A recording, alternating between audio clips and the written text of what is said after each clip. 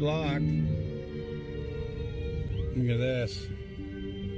Holy shit. This is a nightmare. I don't know where he's going. Probably to block our street. They're gonna fucking barbecue all these people down in Lahaina. We're all trapped down in here. They're blocking off all exits. And everyone is just stuck.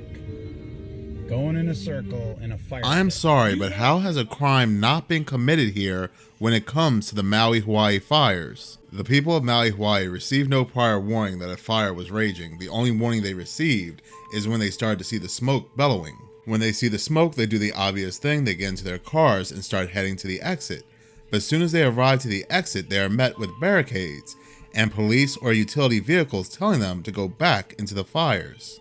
Now it's been confirmed, officials closed Lahaina Bypass Road due to the fires, blocking the only way out of Lahaina to the southern part of the island. That would be like a fire breaking out in a movie theater. You're trying to escape, but a movie attendant is standing right in the doorway telling you, I can't let you out of this movie theater because a fire is breaking out right in this movie theater. Make that make sense. Now, unfortunately, you did have two groups of people. You had group A that said, screw it. If I go back there, I'm going to die anyway. I'm just going to drive past this barrier, or I'm going to go up this dirt road hill. And then you had group B. You did have people in cars following the barrier's orders and going right back into town, going right back into the fires. Now, those who did not listen to those orders, who swerved around those barricades, did survive, but it is confirmed that many of those that turned right back around and into town were met with gridlock, and they had fire surrounding them, and unfortunately they perished. One woman even said she only survived because she ignored the orders to turn right into the fires.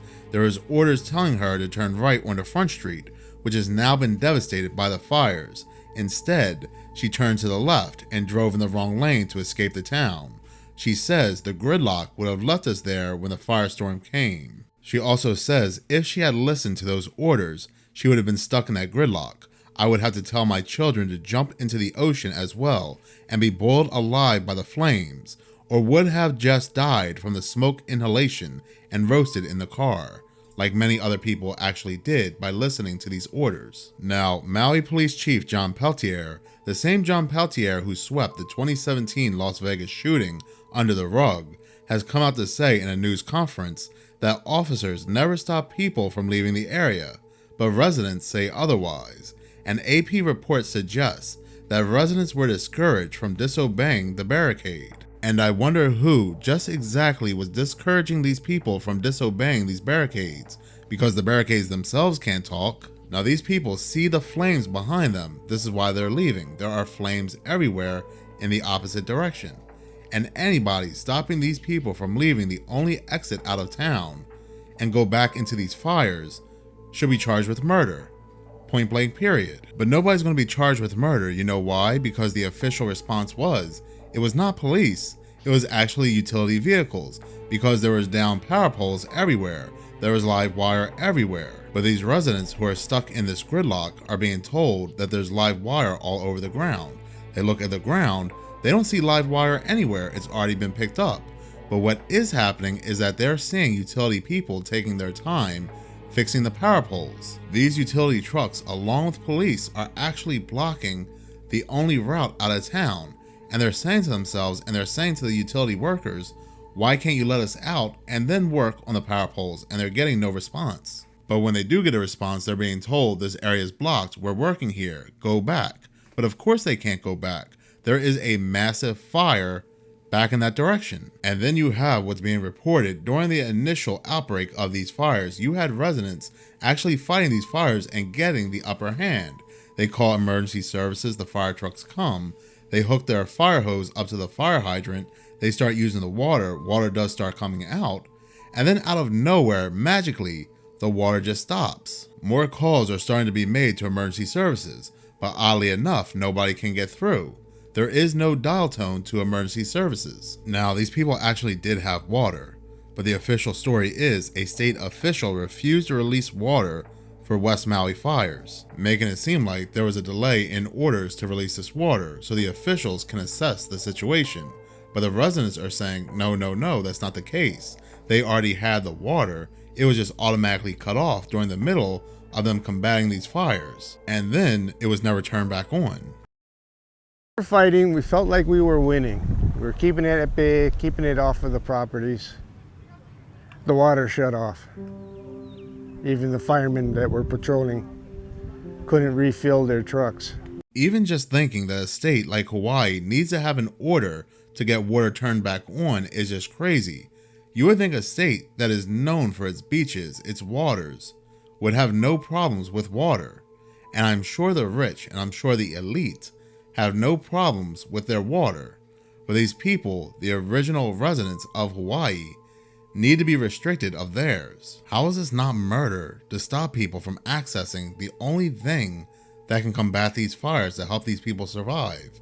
How is it not murder to block the only exit out of these fires? And now it's being reported that the news is not reporting that bodies are actually washing ashore onto another island. Hundreds of bodies, because they had no other choice but jump into the ocean. Into the bay, into the harbor area, what they didn't realize is that the wind was so strong, it immediately began to take them out to sea. And